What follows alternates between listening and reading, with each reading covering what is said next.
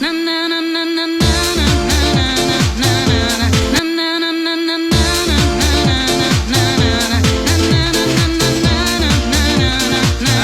vê hoje aqui uma programação diferente. Nosso primeiro podcast e os convidados super especiais. Jairo Fernandes e Jorge Antônio aqui, inventando essas três ferinhas do Colégio Imaculada Conceição. Vamos lá, galera. Vamos dar um pontapé inicial. Fala, galera, beleza? Hoje estamos aqui eu, Bernardo, o Carrado e Pessoa. Sejam bem-vindos ao primeiro episódio do Podvoo. Hoje com os convidados Jorge Antônio e Jairo Fernandes, radialistas e narradores de futebol. Bora marcar esse gol?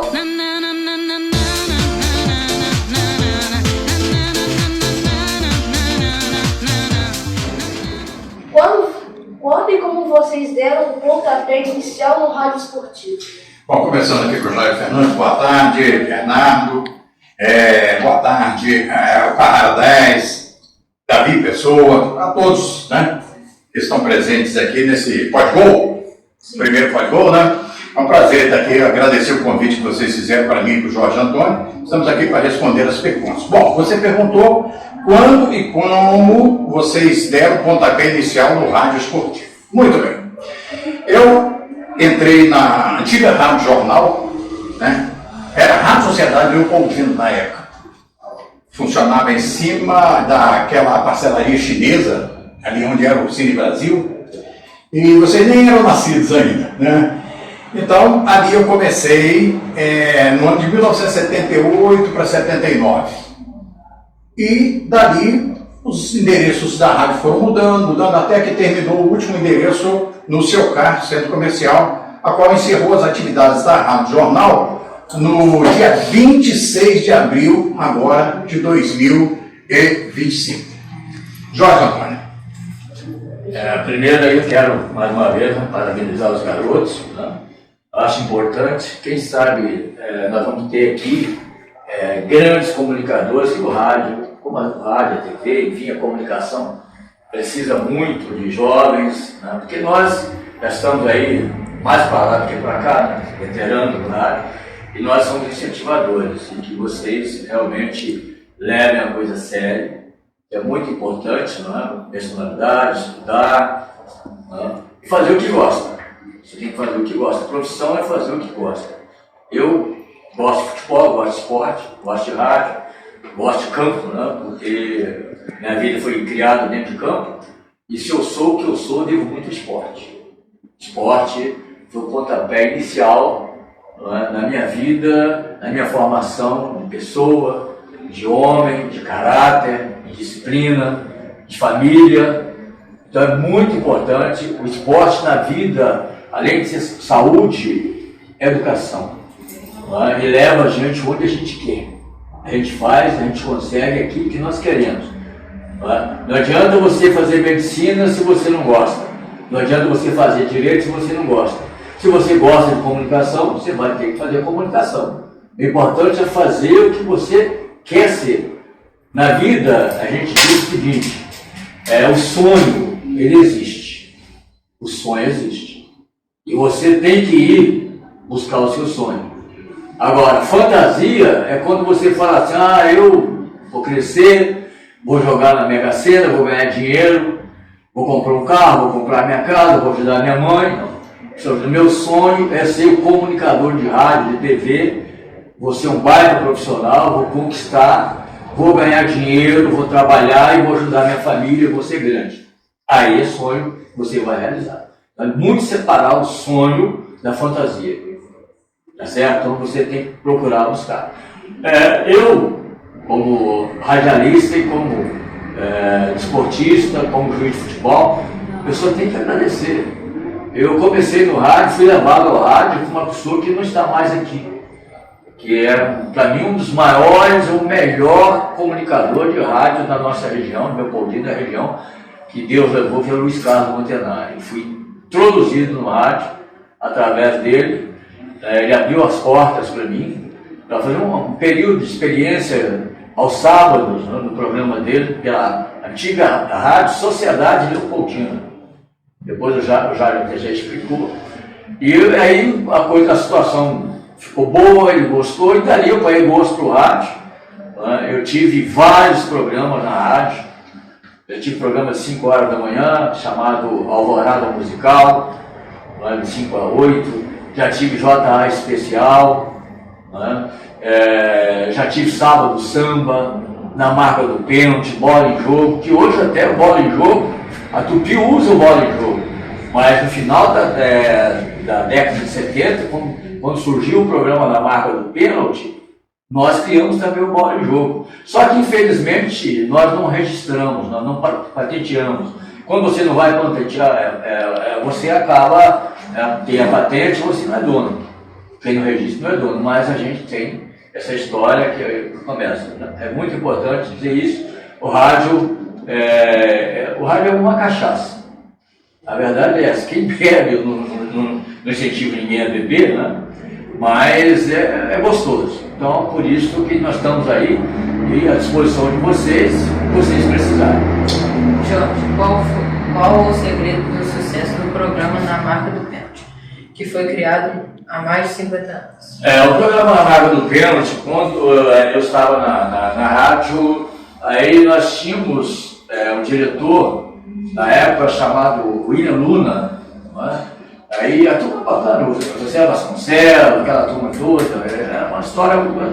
Aí eu falei nós precisamos fazer um programa esportivo aqui em Leopoldina, que nós temos que apoiar o esporte, divulgar o esporte local e o esporte regional. E nós precisamos criar um programa esportivo, me chamaram. Aí eu sentei, né, na época, me parece que o Wagner, que era o diretor, não lembro mais, né? Aí com o Cardoso, que ele era rádio técnico, né, ele mexia na parte técnica da rádio, sentamos e vamos criar o programa ali, vai trocando ideia.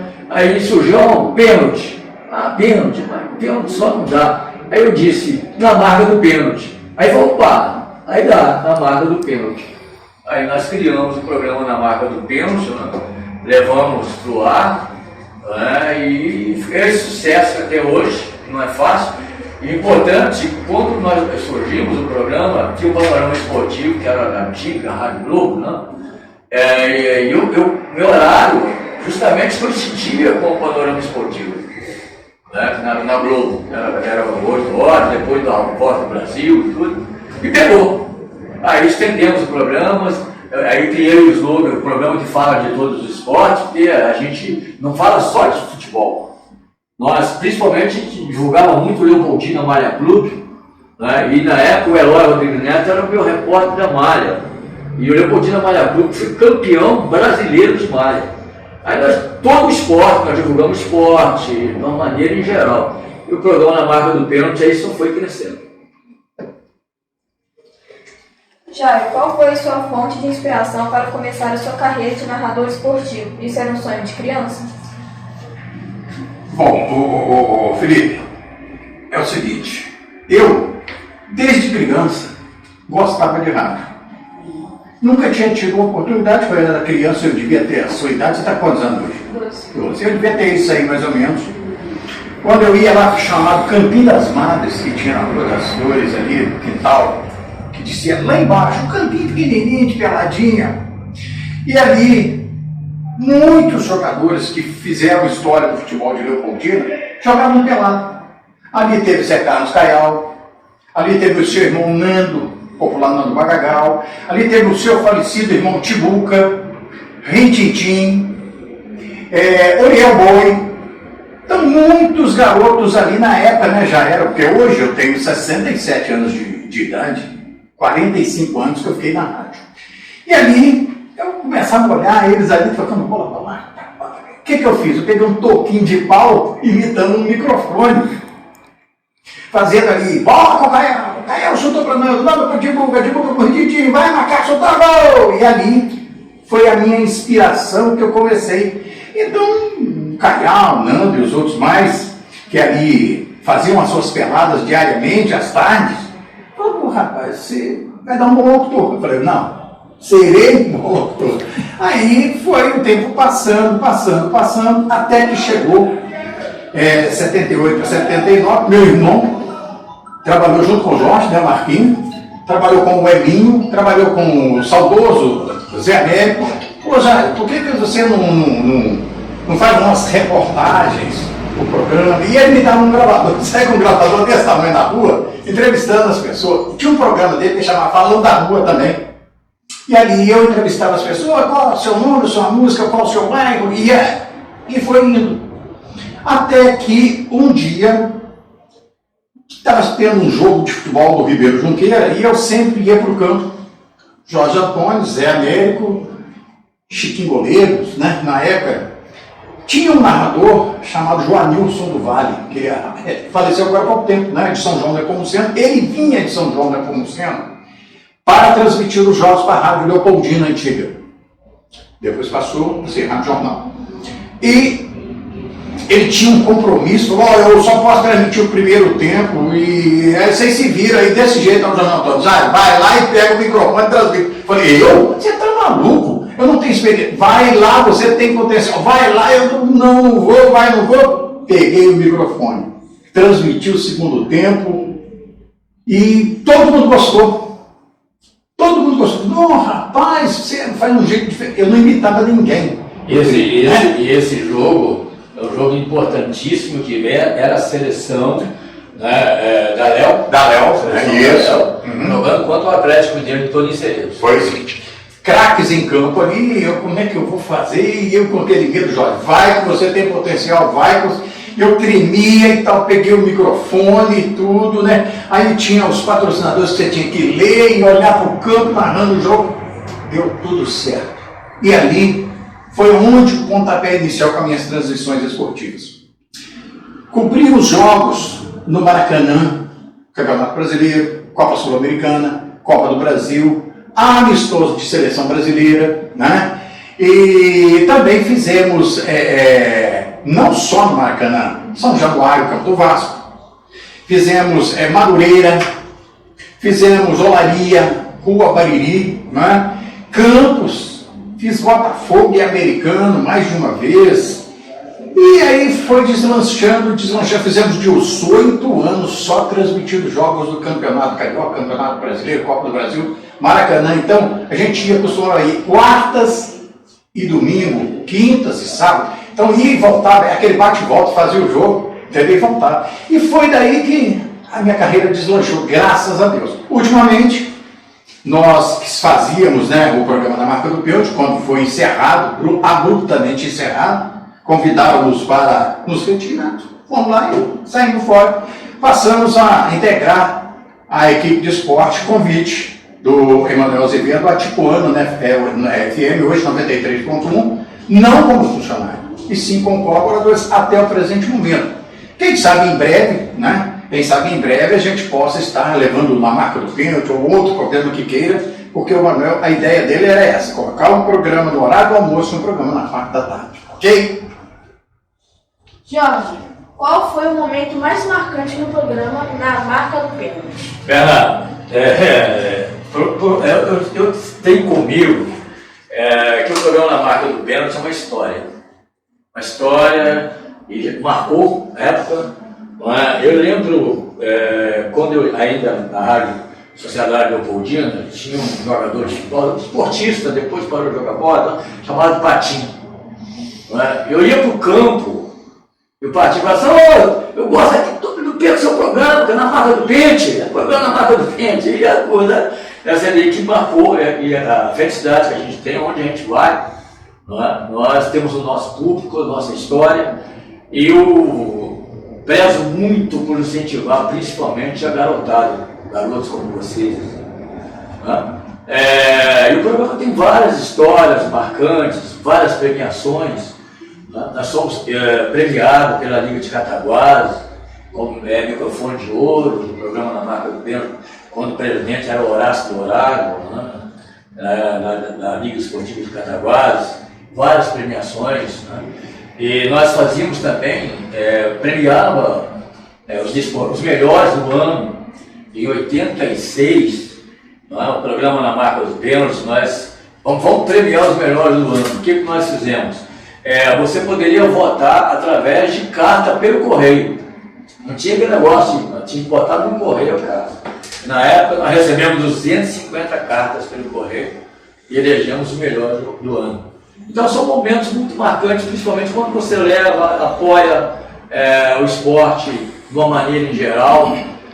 Uma das bolas dentro, ultimamente, nessa última etapa nossa, foi o desenvolvimento do goalball em Leopoldina. O goalball, ninguém sabia o que era o goalball, ninguém tinha conhecimento. E eu convidei o Antônio Marcos, né? E ele, como repórter do goalball, e Ele que é deficiente, ele é deficiente visual, não é?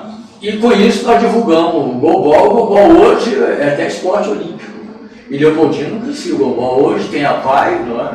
Juiz de Fora, a PAI Leopoldina, que realmente, através do programa Na Marca do Pênalti, a difusão do goalball com várias modalidades. Então são muitos momentos marcantes, a divulgação, os prêmios distribuídos, né? O apoio, porque o slogan que o Walter que eu mais gosto é o programa de fala de todos os esportes, independente, seja futebol, natação, né? Futebol de salão, outras coisas. Então, o programa é isso, é divulgar, se aparecem muitas histórias e principalmente está marcado hoje na memória dos leopoldinenses de toda essa região, né? Com premiações, inclusive eu recebi até da Associação de Arte Independente de Fora. Olha para você ver como o programa marcou tanto, que a Associação de Arte Independente de Fora, com a Copa Zona da Mata, eles tinham a TV Alterosa, né, que era uma das patrocinadoras do campeonato lá de Juiz de Fora, da Associação de Arte Independente. E nós, o programa Na Marca do Pênalti, através do Jorge Antônio, Dário Fernandes, nós fomos agraciados o troféu Jorge Antônio, né, da Copa, e seria uma homenagem que recebemos lá em Juiz de Fora, da Associação de Arte Independente. Então, é uma história muito grande que a gente realmente, se nós for ficar falando aqui, vamos falar o dia todo. A verdade é essa. Como era fazer a rádio no início da sua carreira e como é hoje? A tecnologia atual facilitou as transmissões esportivas das pequenas emissoras ou não? Davi, rapaz, se você vê o que a tecnologia hoje avançou, nós que militamos na antiga, para fazer, só para ter uma ideia, o som da rádio era seco, a mesa de som era simples. Mas aí eu inventei de fazer o lacai, né, que é aquele gravador de rolo, fazer o eco do futebol, aquele efeito do futebol para ficar bonito. Eu levava aquilo para o campo. Às vezes, a gente, como se diz, se virava nos 30. Faltava alguma aparelhagem, faltava alguma coisa, a gente supria aquilo ali com o nosso trabalho. Por exemplo, para a gente fazer uma transmissão, a primeira transmissão do Campeonato Mineiro da segunda divisão, melhor, da terceira divisão, quando o Ribeirão Juquet estreou na terceira divisão, foi na cidade de Teófilo Otoni, a mais de 500 quilômetros de Leopoldina. E, nessa época, como sempre, a rádio não pegava além, né? Então, a gente chamava retorno, fazia retorno. O falecido Zé Américo fez um retorno com a latinha de Ceviron, né? Enfiou num cabo, era um cabo. A gente tinha conseguido esse cabo de transmissão, era um cabo de cameraman, aquele cabo grosso, pesado, um cabo de 100 metros. Então, eu peguei uma maleta, feita pelo já também falecido Ivan Moraes, uma maletinha de madeira feia, mas eficiente. A qualidade de som. A qualidade de som dela era eficiente. Quando eu cheguei em Teófilo Otoni, era uma linha que levava o som da rádio para mim lá e outra que trazia o som de lá para cá. Eu narrando e eu me ouvindo. Quando eu liguei o retorno, que chegou na minha voz, chegou limpinho no meu ouvido, eu falei, caramba, que beleza! Então, o Jorge estava no estúdio, o Jorge, na época, né, o Jorge comandando lá, virou e falou, olha, senta o pau e deixa comigo aqui. E foi. Foi ali, superamos todas as dificuldades. Eu estava em cima de um andaime, esses andaimes que eles colocam aí para fazer pintura de casa, né? Esses andaimes em cima do outro, botaram um andaime, aquilo um sol de 40 graus, sem cobertura, sem nada, um calor de 40 graus ali na minha cabeça, e o Ribeiro Junqueira chegou lá, arrancou um empate em 1-1, foi a estreia do Ribeiro Junqueira na terceira divisão. Bem, isso aí não é nada, por quê? Com o passar dos anos, a tecnologia foi avançando. Hoje, nós temos comprado com o meu dinheiro, não da rádio, meu. Pergunta o Jorge, quando nós paramos de transmitir o futebol pelo rádio, eu comecei a fazer o meu canal no YouTube e também, que é o canal Jairo Fernandes da Rádio Jornal, hoje é Jairo Fernandes, só tirei aquele que não tem mais Rádio Jornal, então é Jairo Fernandes, e tem o meu Facebook Jairo Fernandes, por onde a gente transmite imagem e som. E ali eu comprei microfone sem fio, tem retorno sem fio. Um dos retornos, né, Jorge? Um retorno maravilhoso, você chega, roda qualquer lugar, está limpinho o retorno. Então, quer dizer, isso aí superou tudo aquilo que a gente não tinha de material. Graças aos nossos esforços, nós conseguimos superar as dificuldades trazendo toda essa tecnologia. Hoje é mais fácil. Olha esse microfone que nós estamos falando. Olha a lente do celular. Eu transmito através de um tablet de 12 polegadas.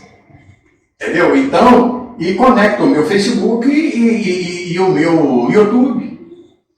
E aí a gente tem, graças a Deus, a audiência, competindo com o Carrara 10, né? Competindo com o Carrara tem um canal maravilhoso que vocês estão vendo, o Carrara 10, dá um show também, e a gente é parceiro, somos parceiros. Ok? Jorge, em quantos anos você começou a apitar partidas de futebol? E o que você acha da arbitragem atual? Você acha que a única saída será a profissionalização, como em alguns países da Europa? Boa pergunta. Mas antes até de entrar na responder a tua pergunta, eu quero dizer que no rádio, né, eu, por exemplo, eu já atuei como repórter de campo, narrador esportivo, comentarista, nessa parte de rádio, né, como também como árbitro de futebol, já trabalhei como juiz de linha também, né, que na época era juiz de futebol. Né. O termo foi criado, juiz de futebol e o árbitro de futebol, uma certa diferença, porque o juiz, quando fala em juiz, todo o processo que é julgado por um juiz, ele cabe recurso, né, você pode recorrer, não concordar. Já quando criado o árbitro, ali você arbitrou para não ter mais condição de ter recurso. A súmula é a alma, é a vida do jogo. E para uma partida ser anulada, o árbitro não seria maluco reconhecer que ele errou. Eu expulsei fulano, que errei eu expulsar fulano. Aí vai consignar erro de direito. E erro de direito da anulação. Né? E tem o erro de fato. Eu errei, mas eu não botei na súmula. Errei, pronto, falei. Mas na hora de escrever na súmula, eu coloquei a coisa que eu achei que dá. Mas embora tivesse errado, mas na súmula não. Então essa é a realidade da arbitragem. Né? Quando eu comecei a apitar futebol, eu comecei muito novo. Faixa de 15, 16 anos, no campo da Quinta Residência. No campo da Quinta, tinha um campo de cima, não é aquele campo hoje, igual. Na época, ali era comandado pelo senhor Wilson Aleixo, que era uma pessoa muito respeitada na Quinta Residência, né? E tinha um senhor chamado Luiz, que trabalhava no departamento, e tinha o campeonato pegava fogo. Aqui da residência tinha o time de cima e tinha o aspirante, que era o segundo base, que eles falavam na época. Né? Em várias equipes tinha o Vasquinho que disputava, o time do Adoro Cruzeiro, do Adoro Cemitério, vários times, né, disputando o campeonato. Aí eu resolvi apitar futebol. Me chamaram para lá e fui. E lá peguei fama. Aí a primeira coisa, você tem que ser imparcial. Acima de tudo, ser imparcial. Ali você não leva a clube para dentro de campo, você tem que levar conhecimento. E você tem que ser estudioso. você tem que estudar as regras do jogo, as 17 regras do jogo, né? Tem os casos omissos também, você tem que se dedicar aos casos omissos, pode acontecer, aquela imaginação que você pode acontecer esse lance assim, eu tenho que agir dessa forma, mas eu sempre fui muito rigoroso com a disciplina. E lá, na quinta, esse pessoal, quando eu estava futebol, nunca tive medo, eu era franzinho, mas nunca tive medo. Eu estou lá dentro para que der e vier. E isso me dava muita força, né? E conhecimento, acompanhar os lances de perto. Então tinha. Aí fui para a Liga Esportiva Leopoldinense, convite da Liga Esportiva, na época o presidente era o Roberto Lizanium, que eu chamei. Eu já estava na faixa de 16 para 17 anos. Capitão do campeonato da Liga Esportiva Leopoldinense, era um campeonato pesado, era um campeonato da Liga com várias equipes. Nós tínhamos aí, tinha o Rosário Central, para você imaginar, o Rosário Central, o Juvenil do Ribeiro Junqueira, o time da Lajinha, a União da Lajinha, Botafogo do Bela Vista, o Operário, tinha realmente muitos times, né? Riachuelo, Ceorbe, então, muitos times disputando o campeonato, né? E a gente, eu no meio ali, novo, o negócio é o seguinte, eu tenho que manter a disciplina, porque para mim jogador multinudo não ficava no campo. Eu não gostava de jogador multinudo, gostava de jogador duro, leal na bola, mas jogador multinudo não ficava no campo comigo, não achava. Aí depois surgiu, eu com 17 anos, na época a Liga Esportiva Leopoldinense criou o apito de ouro para o melhor juiz. Aliás, a Liga Esportiva Leopoldinense me deve esse apito de ouro. Eu não imaginava que o apito era tão caro. E eu ganhei o apito de ouro. Fui eleito melhor ato, com o apito de ouro. Aí me deram um troféu, porque o apito era caro, deixei para lá, tudo bem. Mas surgiu o campeonato da classificação mineira do interior, né, que tinha aí, pesado. E eu, para apitar, meu pai teve que assinar a autorização, que era regido pela Federação Mineira de Futebol, né? Então eu tinha que ter essa autorização do pai para apitar. E campeonato pesado, tinha Nacional de Muriaé, que o Nacional de Muriaé acabou sagrando-se campeão e foi disputar o Campeonato Mineiro. Tá? Tinha o Ribeiro Junqueira, Ideal de Recreio, Paulistano de Muriaé, Independente de Além Paraíba e por aí vai. Era um campeonato muito pesado chamado Classificação Mineira do Interior. Né? Que o melhor daqui disputava o Campeonato Mineiro. Foi o Nacional de Muriaé que foi campeão. Ele disputou o Campeonato Mineiro. Então eu comecei muito novo e dali fui, né? Fui ganhando campo, né? Aí tem muitas partidas de futebol. Eu lembro quando eu fui apitar um jogo clássico em Além Paraíba, Independente de Além Paraíba, que não era brincadeira na época, né? Tinha sorteio de televisão e tudo. Aí ele falava, quem vai apitar o jogo? O juiz de Leopoldina. Aí eu tinha um senhor que trabalhava aqui e falou assim, para apitar esse jogo tem que ser um cara. Mas quem vai apitar é o Jorge Antônio. Eu falei, mas Jorge Antônio? Quem é esse Jorge Antônio? Deve ser um baita de um homem de 2 metros de altura, vai ficar um negócio dele. E esse cidadão, né, Tibirinha, que ele chamava, trabalhava no Grupo Imperial, eu já estava trabalhando lá, aí eu falei, tá, beleza. Chegando lá, quando ele olhou, cadê o Jorge Antônio? Cadê o Jorge Antônio? Quando eu já tinha passado, normalmente eu chegava 1 hora antes, né, porque para tomar conhecimento, e levei o jogo até o final, e tranquilo, né? Agora, com relação à arbitragem, critica-se muito o árbitro. Você vê muito chororô no Campeonato Brasileiro, mas a realidade é uma só. Não tem árbitro nenhum que leva um jogo até o final se os jogadores não contribuírem com a disciplina. E hoje, como não é profissional, você não profissionalizou a arbitragem, como principalmente na Inglaterra, que o árbitro é profissional ali na Inglaterra, porque ele vive daquilo, ele tem que estudar ali, tem que fazer academia, tem que estar ali, só vive daquilo, não tem outra função. Por que o futebol inglês hoje é o melhor futebol do mundo? Hoje é o futebol inglês. Fala o PSG, mas futebol, em termos de organização, de investimento, de cultura, a cultura inglesa é o hoje campeão. Principalmente com relação às arbitragens, que são profissionais. Então no Brasil, se o árbitro já entra pressionado, por quê? Hoje um árbitro do CBF está ganhando na faixa de 8 mil reais com arbitragem, chega nessa faixa, 8 mil, aliás, o árbitro da FIFA, da CBF é a faixa de 5 mil. Né? Depende do jogo também, né? Não, a taxa de arbitragem é essa. Claro, o árbitro tem o árbitro FIFA e o árbitro CBF. Eles recebem assim. Os auxiliares FIFA e os auxiliares CBF. Entendeu? Então, o cara pensa, vou pegar 8 pau. Né? Se eu fizer isso, eu vou para geladeira. Então é muito complexa a situação. E dentro de campo, com relação principalmente dirigente de futebol. A melhor coisa que os dirigentes têm, a comissão técnica tem, é jogar toda a derrota para cima da arbitragem.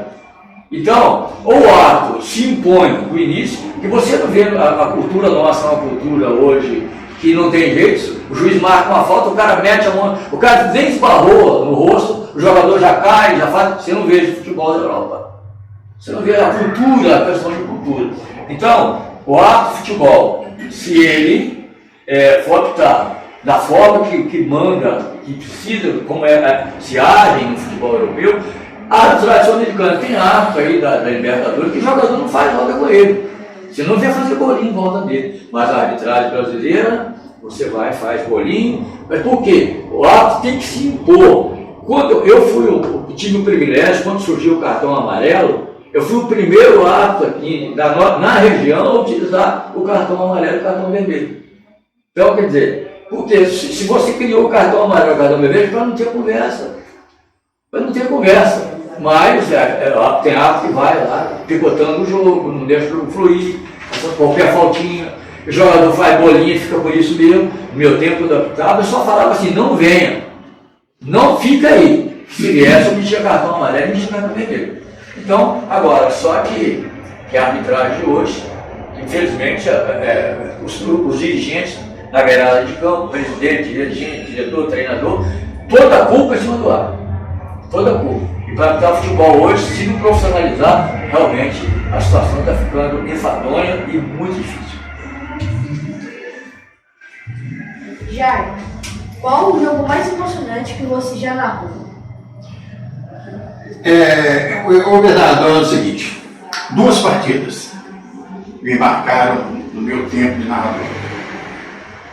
O primeiro jogo foi o jogo em Patos de Minas, pelo Campeonato Mineiro da 2ª Divisão, Ribeiro Junqueira e a URT. O Ribeiro Junqueira precisava de, no mínimo, um empate para se classificar,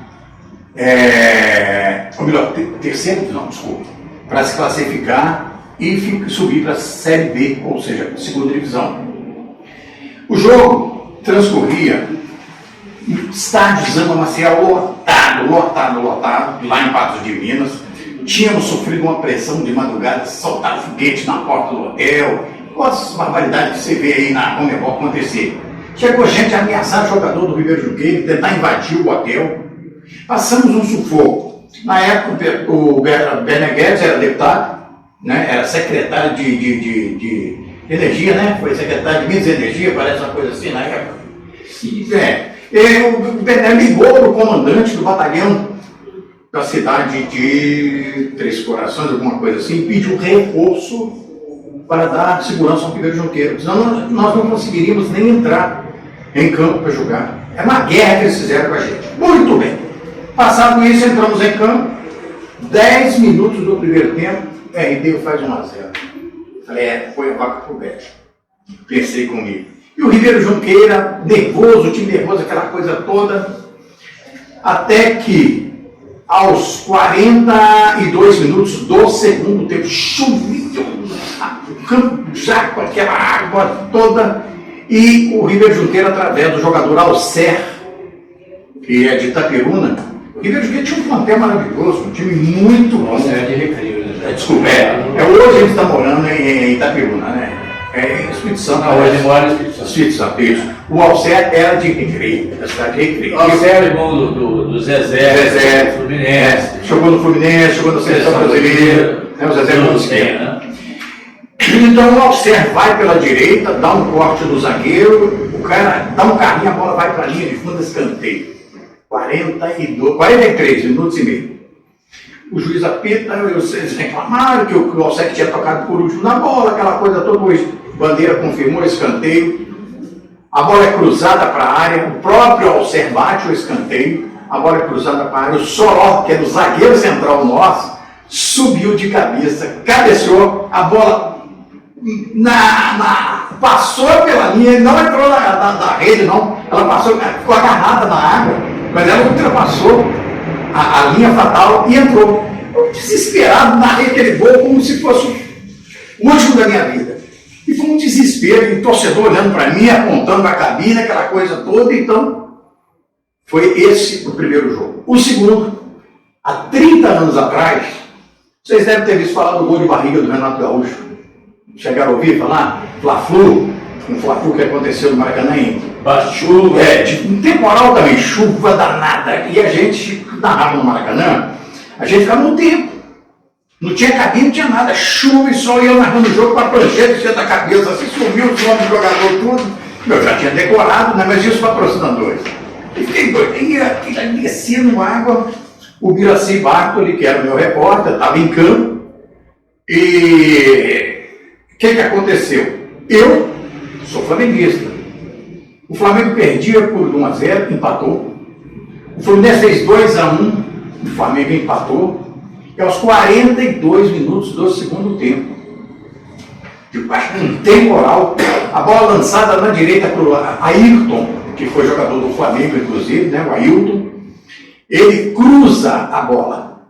E a bola bate na barriga do Renato Gaúcho e entra. Para mim, eu não vi a bola bater na barriga. O Bira que gritou lá, Renato Gaúcho. O Bira estava atrás do gol, naquela época podia ficar ali atrás da música, pode ficar tudo ali. Hoje em dia, você tem que, não tem como. Em local hoje, determinado. O local determinado, você não pode. Antes a gente entrava no vestiário, a gente já fazia entrevista com os jogadores, entrava em campo, levávamos convidados, às vezes como motorista nosso, ia pro jogo, e hoje acabou tudo. Transformaram o Maracanã numa arena, acabaram com a beleza do estádio.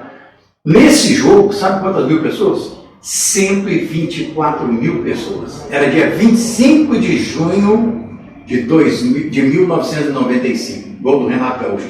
Eu, como flamenguista, você acha que eu ia gol do Renato? Não, eu escancarei. Escancarei, porque aquilo vem na emoção que você estava ali, aquele estádio vibrando, balançando aquela coisa toda, e a torcida do Flamengo, dentro do Fluminense fazendo aquela festa, jogando pão de arroz debaixo de chuva, aquele lá, aquela lama total de coisa. Então, para mim, foram esses dois jogos mais emocionantes, esses dois gols mais emocionantes para mim. O gol do Soró contra o RT, que empatou o Ribeiro Juqueira, classificou e subiu, e esse gol do Renato Gaúcho, que deu o título ao Fluminense de campeão carioca de 1995. Esse do Soró foi 89, né? 80... agora me falha o ano aquele do Soró. Alguma coisa assim, porque 87 o Ribeiro foi campeão da terceira divisão, foi 87, então foi em 88 ou 89, um desses dois, ok? Jorge, qual o jogo mais difícil que você já apitou? Olha, são várias partidas. Na nossa época, na minha época não tinha essa moleza que tinha, né? A única coisa que eu sempre, primeiro, eu não apitava sem segurança. Se eu tivesse segurança, eu não apitava porque não era fácil. Não é? A gente era jogo sem medo. Eu já apitei futebol, Pela Liga de Cataguases, Campeonato de Cataguases, Campeonato Regional, Campeonato da Zona da Mata, já apitei Juiz de Fora, seleção de Leopoldina, contra o Tupi. Inclusive tem uma história, né, que marcou muito. Existia a TV Industrial Juiz de Fora. Eu cheguei até a participar do programa Camisa 10, depois parei de apitar. O primeiro jogo transmitido em videotape, na época videotape, 10 horas da noite, TV Industrial Juiz de Fora, Tupi contra o Ribeiro Junqueira aqui em Leopoldina. E eu fui apitar o jogo. O jogo me marcou muito por tudo lá, pela divulgação, por ser o primeiro jogo que a TV Industrial transmitiu em videotape, 10 horas da noite. Eu tive o privilégio de apitar essa partida, e ficou 0-0 o jogo, Ribeiro Junqueira e Tupi Juiz de Fora. Para mim foi muito importante. O Geraldo Mendes era diretor da TV, depois eu fui participar do Camisa 10, participei algumas vezes, né? Já estava lá no final de carreira, mas antes não. Mas eu tenho partidas, inclusive, um jogo importante quando à noite aqui no Guaraná de Fraga Mota, veio o time, chamado na época juvenil, né? Era o Júnior, do Fluminense, era o juvenil, que tinha o Zezé da seleção brasileira, né? Que jogava muito, o Gilson Gênero, pequenininho, o Tato, também veio jogar aqui com a seleção. Era realmente o time Fluminense, toda a vida teve um timaço. O Branco não estava no time, não? Eu não lembro, eu lembro que o Tato estava, né? O Tato estava jogando, o Mário jogando, depois foi todo o time de cima, né? O Gilson Gênero, pequenininho. Eu fui apitar o jogo. Eu tive que, na época, expulsar um jogador do Leopoldina, porque eu não tinha aquele negócio de trocar jogador, não. Era amistoso, valia amistoso. Tem um jogo também quando o São Cristóvão veio jogar aqui contra o Ribeiro Junqueira. Eu fui apitar o jogo. O Nélio, que jogou no Cruzeiro depois, no jogo aqui sábado, o Ribeiro Junqueira do São Cristóvão 2-1. Eu marquei uma falta, né, a favor do São Cristóvão, e o Nélio quis tirar a onda pra cima de mim, eu sentei o cartão vermelho na cara dele. E o cara falou: Nélio, você tá louco? Ele marcou falta ao nosso favor, você vai reclamar do quê? E ele falou: pô, eu sou o Nélio. Eu falei: eu sou o Jorge Antônio, de cartão vermelho. Uma graça dele. Mas um jogo marcante, eu até comentei antes, do Independente de Além Paraíba, foi um jogo pegado, um jogo muito difícil de apitar, novo, e mais, realmente com muita experiência. Então são vários. Mas a minha maior frustração, eu estava tão bem na arbitragem, quando o Flamengo veio jogar aqui em Leopoldina contra o Ribeiro Junqueira, a estreia do Cláudio Adão, Flamengo 8-4-2, e eu estava cotado para apitar o jogo, seria o árbitro da partida, né? E para mim seria uma consagração muito grande. E tinha um delegado aqui, o Jairo Leles, eu não esqueço desse nome, Jairo Leles, e o presidente era o Roberto Jung, perguntou: quem vai apitar o jogo? Aí eu falei: vai apitar o jogo, é o Jorge Antônio, vai apitar o jogo, Flamengo. Aí o Jairo Leles: não, mas ele é muito novo, você vê que o cara falou: não, ele é bom juiz, ele vai dar conta do cá. Aí o Jairo Leles me barreirou, e, segundo as informações, trouxeram o árbitro de fora para apitar o jogo, e eu fui auxiliar. Eu fui pro lado, a bandeira do lado esquerdo, na auxiliar.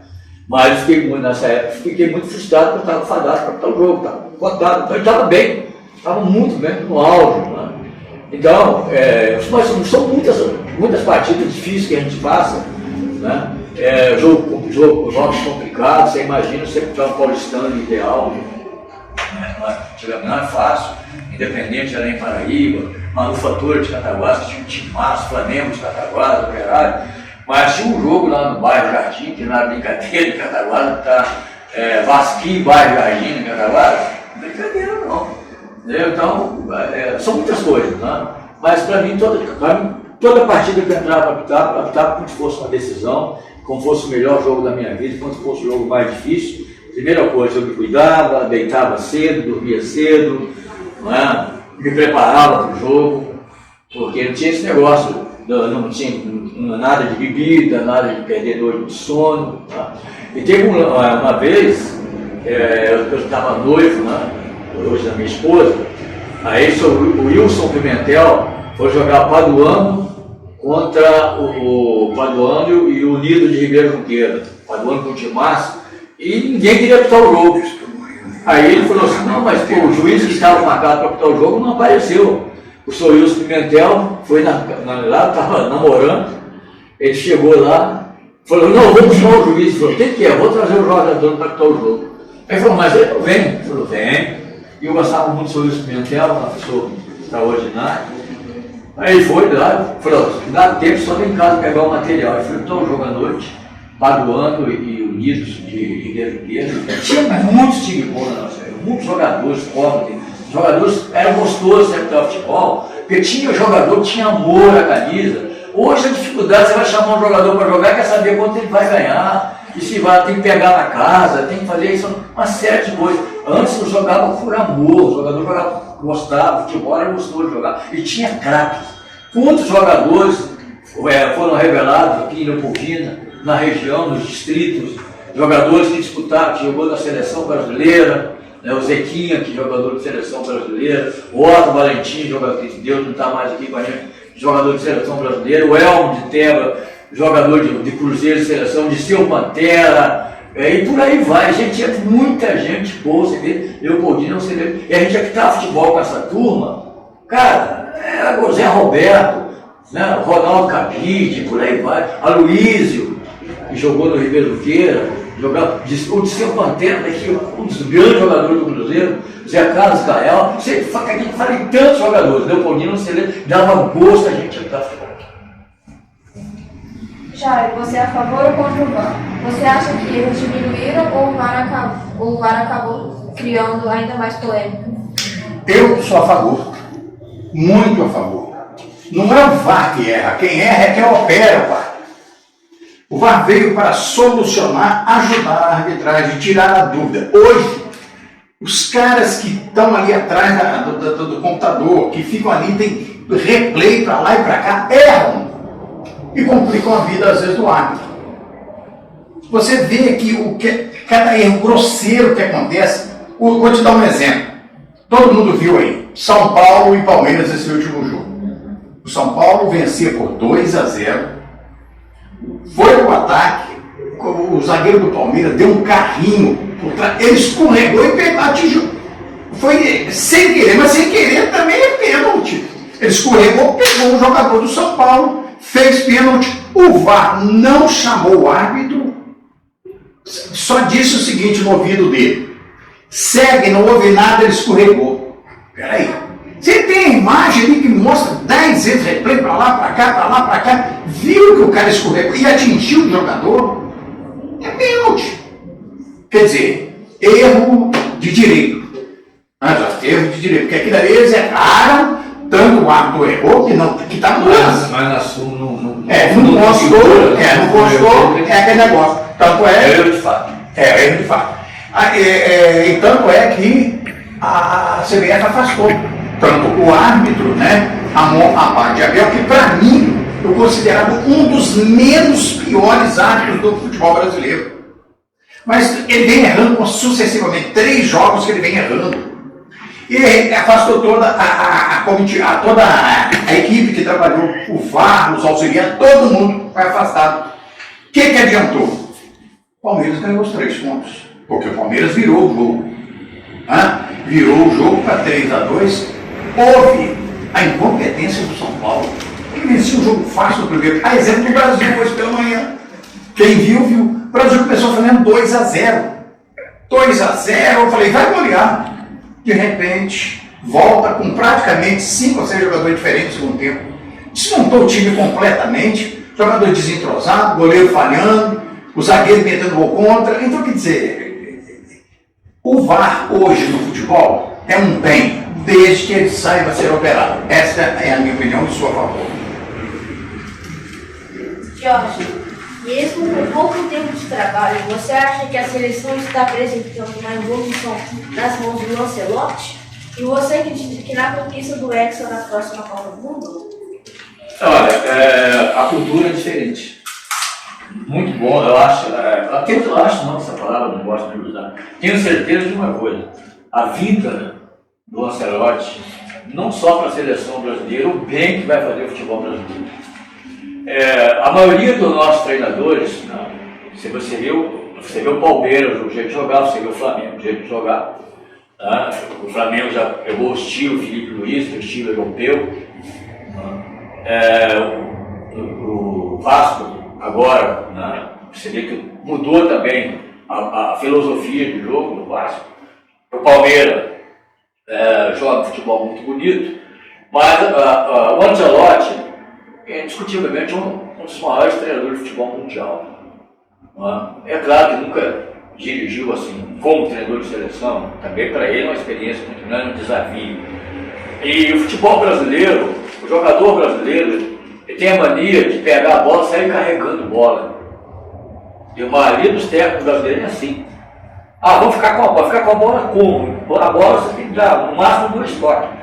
Você pode observar o futebol europeu, dificilmente o jogador sai carregando bola, porque ele vai cansar, vai facilitar a marcação. E quando você pega, não é um tic-tac que era como jogava o Barcelona, o Guardiola, mas é um tic-tac rápido na bola. e deslocar, posicionar, rapidez. Né? E com isso, tu vem a somar muito no futebol brasileiro. Eu acredito na seleção. Hoje, o jogo, né? O primeiro tempo primoroso da seleção brasileira.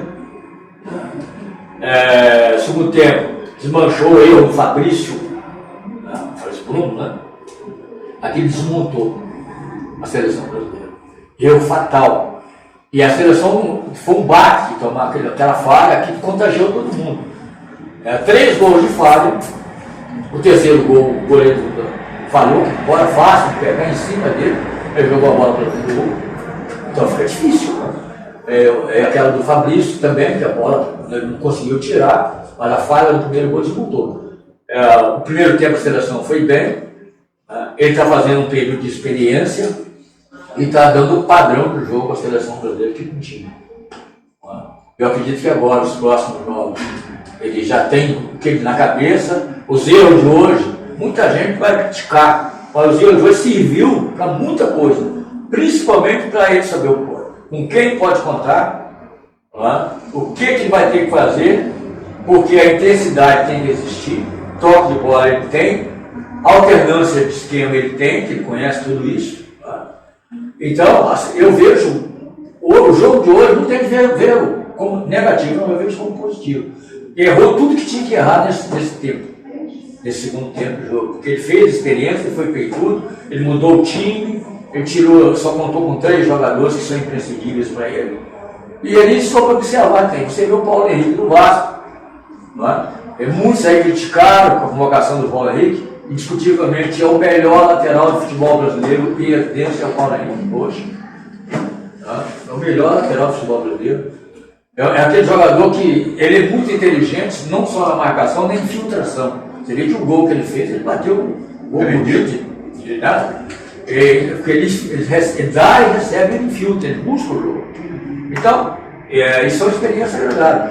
O futebol brasileiro tem muito a ganhar, muita experiência. Agora, para ganhar uma Copa do Mundo, aí uma distância ainda é grande.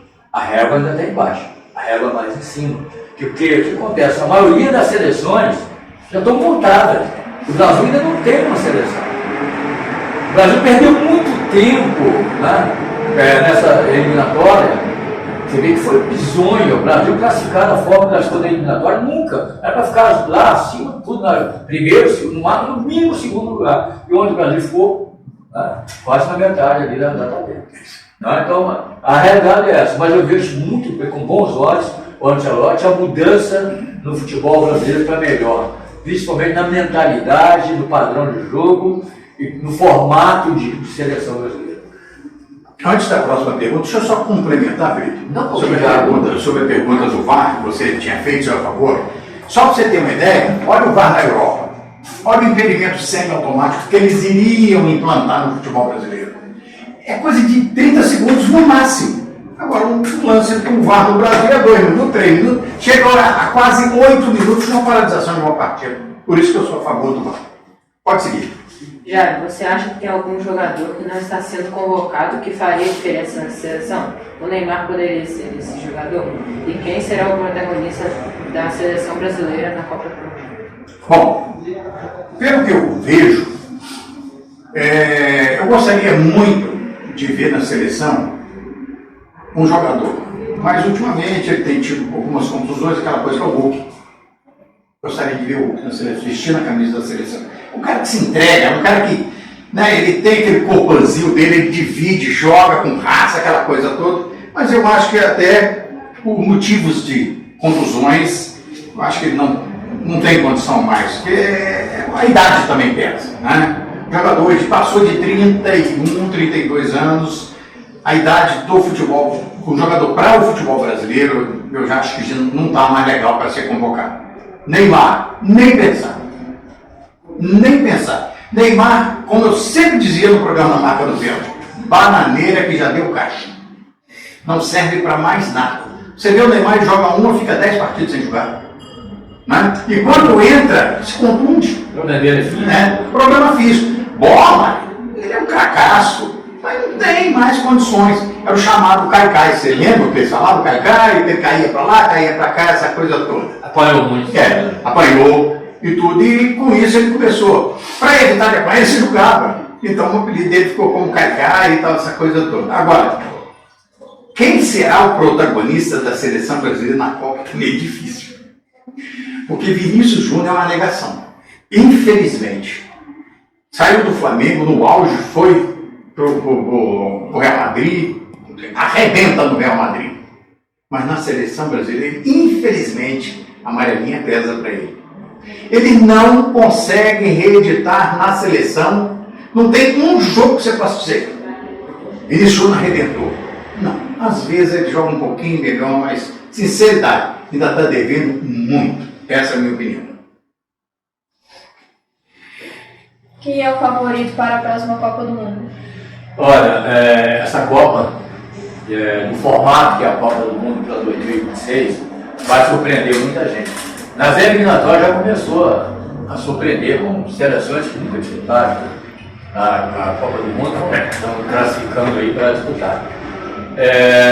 Vai ser uma Copa que a seleção vai ter que estar principalmente com a régua lá em cima. Indiscutivelmente que a seleção da França, a Espanha, são seleções que, no nível, a seleção inglesa, são seleções que estão no nível bem à frente da seleção brasileira, de outras seleções aí. Mas nós vamos ter surpresa. Pode estar sendo de uma coisa, vamos ter surpresa nessa Copa do Mundo. A Copa diferenciada, primeiro, porque vai disputar num clima quente, calor. Isso foi europeu, um problema sério para as seleções europeias, o calor. Então, a seleção da Argentina, hoje, na América do Sul, é a seleção hoje mais completa, é uma seleção que já tem um padrão de jogo. A Argentina também vai surpreender, e o Brasil é aquele que nós, como brasileiros, nos acreditamos muito, mas tem que melhorar bastante. Mas eu vejo a Espanha, a França, a Inglaterra como as favoritas para essa Copa do Mundo.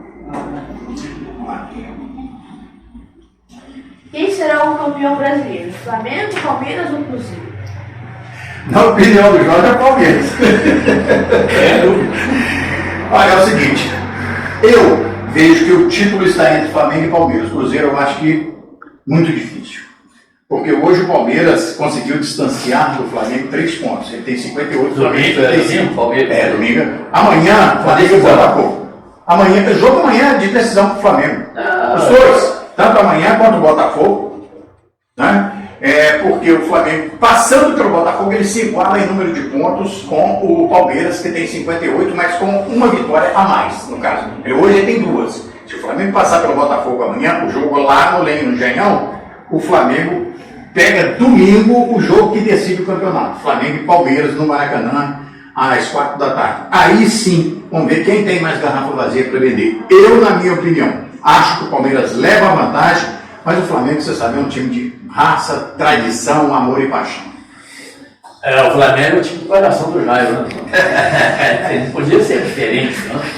Como eu gostaria que fosse o Vasco campeão. Infelizmente, não pode, né? Não tem, é cedo, mas vamos chegar lá, né? Vamos chegar lá. O Campeonato Brasileiro é um campeonato que realmente tem uma intensidade muito grande. Né? O Flamengo teve a grande chance de disparar, mas essa mudança que no meio do caminho... Na verdade é a soberba do Flamengo, essa é a verdade. O Flamengo acha que ganha a hora que quer. Não é bem assim. Eu vejo futebol, não se ganha antes, futebol se ganha dentro de campo.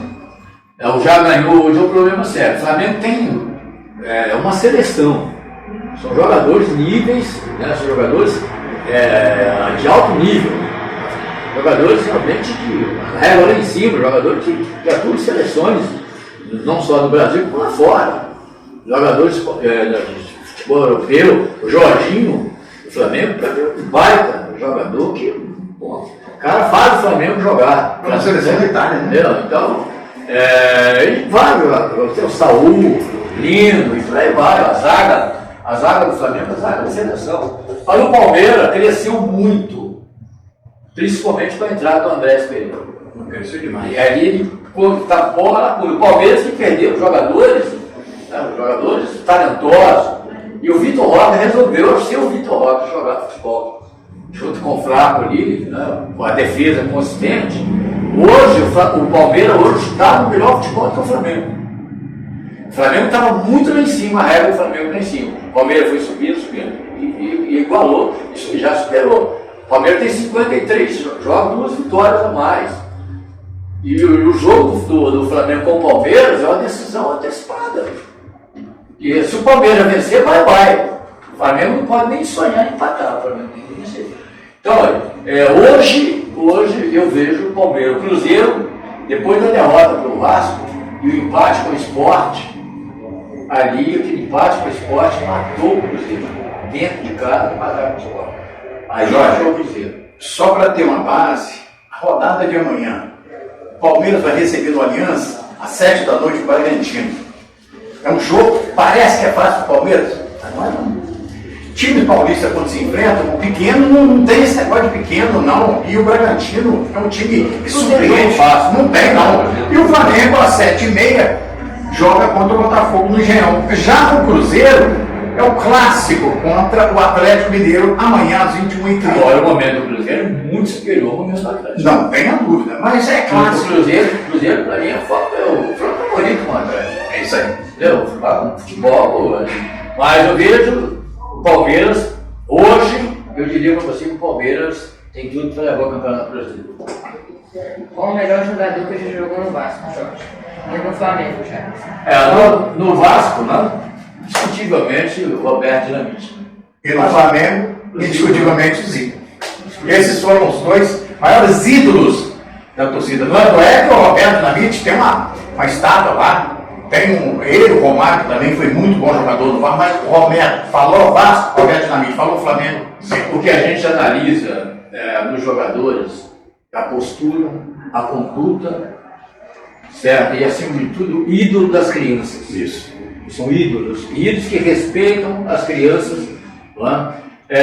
Eu tinha uma passagem com o Zico, aqui em Leopoldina. Veio a seleção do Espanhol para jogar contra o Ribeiro Piqueiro aqui, né? E o Zico veio jogar, eu estava como repórter, eu, Tarcísio, da Rádio Cataguá, Celso Mota era o narrador, e a gente fazia reportagem de campo. E naquela época não tinha microfone sem fio, né? A gente tinha cabo, portanto lá. E o Zico estava, muita gente, o Zico estava no meio do campo, E a gente estava na beirada do alambrado. Eu pensei com o Tarcísio, você vai lá tentar trazer o Zico aqui, e se ele não vier, o pessoal vai querer gozar da gente, da nossa cara. Eu não vou. Aí tinha um senhor de Cataguá, eu falei, vou jogar aqui, mano. Eu chamei e falei, faz um favor para mim, a gente está ocupado aqui. Chega perto do Zico, fala que nós estamos com dificuldade de chegar com o microfone lá, porque nós não tem microfone sem fio, e o fio não dá lá. A gente tem cabo, né? A gente queria bater um papo com ele. Ele foi lá, conversou, só estou vendo ele conversar com o Zico. Porque o Zico saiu de lá, veio aonde a gente estava no alambrado, para se dar entrevista para a gente. Seria a humildade dele, o Zico. Nós fizemos a entrevista com ele, o Tarcísio ali, agradecemos a ele. E passado muito tempo, eu trabalhei numa multinacional, uma empresa altamente nacional, que é a Randô. Eu estava fazendo uma viagem para o Rio Grande do Sul, e quem estava no avião? O Zico. Aí eu me aproximei perto do Zico, já bastante tempo depois, né? Aí ele já tinha parado de jogar futebol, tudo, e estava indo para o Rio Grande do Sul, com Paulo Maracajá, que era o presidente do Bahia, estava lá, não sei quem foi o presidente do Sul. Eu cheguei perto dele e falei, Zico, tudo bem? Tudo bem. Desculpa aí te incomodar. Não, que é isso? Eu sou o Jorge Antônio, eu sou de Minas Gerais, eu fui radialista, hoje não estou fora do rádio e tudo, mas eu quero te fazer não tive a oportunidade de te agradecer, aconteceu esse lance, esse assim, assim. A resposta do Zico para mim, você não tem que agradecer nada, menino. Nós é que temos que agradecer. Se eu sou o Zico hoje, eu agradeço a imprensa, eu agradeço a vocês da imprensa. Você vê o quão importante o jogador valorizar e ser valorizado, principalmente nós, radialistas. Qual a sua importância para a história dos times? A importância do Roberto Dinamite, além de ser um jogador que não só vestia a camisa que tem um Zico, era um jogador que agrega, jogador que era bom de vestiário, jogador que agrega, que agregava, né? Agregava, bom de vestiário, querido dentro de campo, guerreiro, né? Aquele jogador que ele contagiava os seus companheiros, porque ele sabia, principalmente, né? Quando pedia, cava uma falta na entrada da área, porque a importância dele na cobrança de uma falta, de uma penalidade, e principalmente na cabeça, né? Era bom de cabeça também. Era um jogador que chamava a responsabilidade para ele, mas acima de tudo era bom de grupo, bom de vestiário, né? E além de ser ídolo da criançada, da torcida do Vasco, é o cara que agregava, o cara que vestia a camisa. Você vê hoje no futebol, no passado, você vê a diferença. Quando joga um time perdia de 1-0 ou 2-0, o jogador saia chutando o que tinha na frente. Ou o jogador tomou de 4, de 5, arranca a camisa e troca a camisa. Mas agora estamos na educação. E aí? Quer dizer que a camisa que você usou o uniforme, agora você acabou ganhando um título e entrega a camisa do outro. Isso não existia no passado. E o Roberto Dinamite é um jogador da história, da importância dele para o elenco do Vasco da Gama, dentro e fora de campo. Já o Zico, chovendo molhado falando de Zico. Tanto é que o Zico é um dos jogadores mais queridos do futebol brasileiro, do mundo. O Zico ele tem uma estátua no Japão. Ele levou o futebol, ensinou o futebol no Japão. Aquela coisa toda. E hoje, o Zico, ele tem o projeto Zico, ele tem a festa de final de ano do Maracanã, que enche aquele Maracanã, faz arrecadações e faz a doação. E ele é querido por todos os times, por todos os jogadores. Ele é um exemplo. Quem dera que se no futebol brasileiro tivessem uns 10 Zico. Seria um futebol maravilhoso. Como vocês, que sempre deram oportunidade para o jovem desportista no programa Na Marca do Pênalti, estão se sentindo hoje sendo entrevistados por nós. Primeiro eu quero agradecer, né, a lembrança de vocês.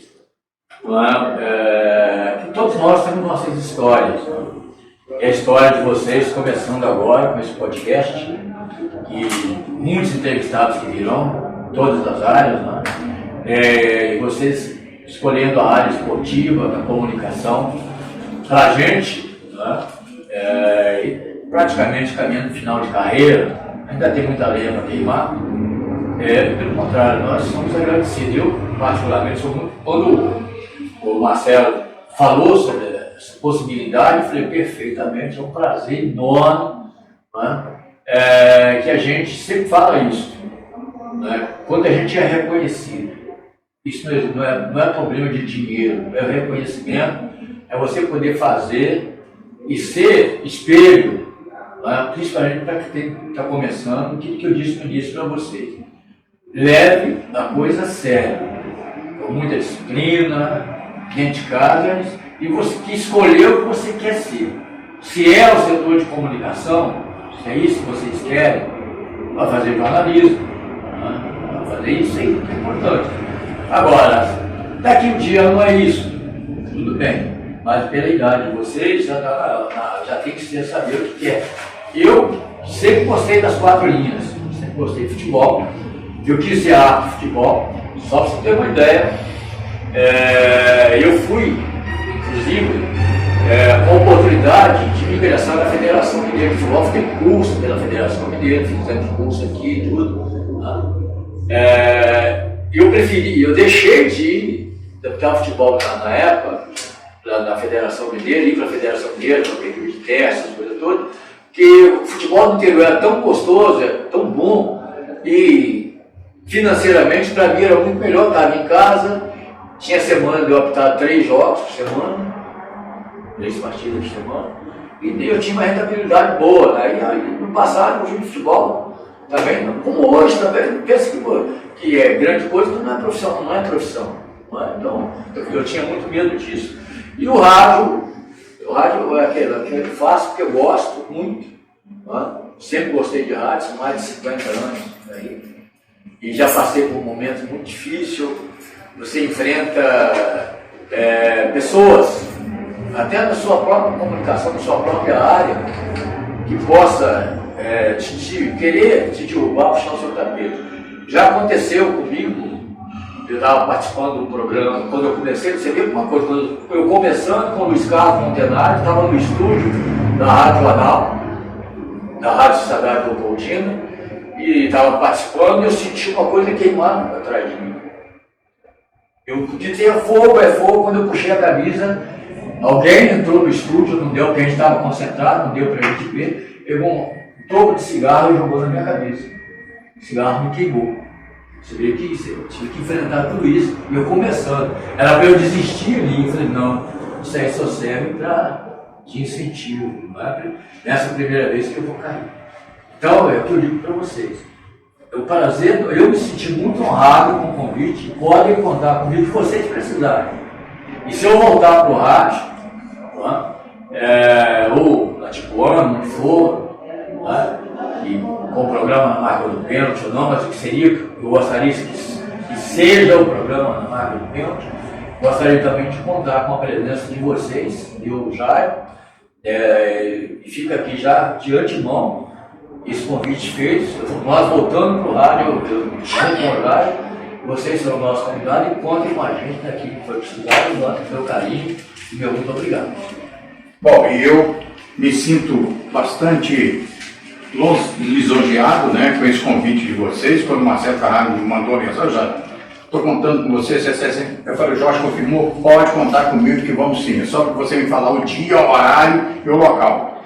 E para a gente finalizar esse bate-papo, para mim que foi mais uma vez uma satisfação enorme. Já antes até de finalizar, eu quero aqui também tecer comentários ao Marcelo, pelo Carrara da STV. Eu sempre falo para ele, o trabalho dele é altamente profissional, é um trabalho que a gente vê que é feito com amor, com carinho, às vezes até a gente dedica da família para a gente fazer trabalho no esporte. Eu trabalho altamente profissional da Carrara da STV, quem assiste, como eu sou, vejo muito, e nas minhas redes sociais eu estou aí com 34, 35 mil seguidores, os meus seguidores, eu publico o trabalho dele, que é um trabalho profissional. Então eu quero render também homenagem ao cara da STV. Obrigado. Então, mais uma vez, eu agradeço o convite de ter participado desse Podgol, né, que é o primeiro Podgol de vocês aí de esportes. Espero que vocês consigam outras matérias, né, com outros convidados, e vocês estão de parabéns, Bernardo, Davi e Felipe Carvalho. Agradecer também o espaço cedido pelo empreiteira Caco, né, porque se não fosse a empreiteira ceder o espaço, nós não estaríamos aqui na sala de reuniões, aqui batendo este papo no Podgol, que foi um prazer para mim mais uma vez. Carraro 10 também conosco, a menina que está aqui na filmagem, quem é? A Sara, né, aqui da Carto Solar. Eu que sou cliente da sem querer fazer propaganda, né? Mas quando você trabalha com uma empresa séria, a Carto Solar, nesse ramo, aquele que a gente fala, quando a empresa é séria e faz um trabalho sério, só colhe bons frutos. Por isso que está aí em crescimento, cada dia crescendo mais, porque transmite segurança e qualidade do seu serviço. A gente conhece a área comercial, como eu trabalhei 42 anos na área comercial, eu sei que, acima de tudo, você tem que vender qualidade, segurança, transparência, porque você só tem a crescer, por isso está onde está. É isso aí, eu posso assinar embaixo, porque eu sou cliente já há um bom tempo. Gente, um abraço, meninos, muito obrigado, Carraro, obrigado. É isso aí, obrigado a todos por assistirem o primeiro Podgol, valeu! Aí galera, a gente encerrando aqui o primeiro episódio do Podgol com essas ferinhas aqui, Bernardo, Felipe e Davi Pessoa, né? Com a presença ilustre aqui dos ícones do rádio esportivo da Zona da Mata Mineira, Jair Fernandes e Jorge Antônio, meu muito obrigado. É isso aí galera, encerramos então o nosso primeiro podcast. Valeu!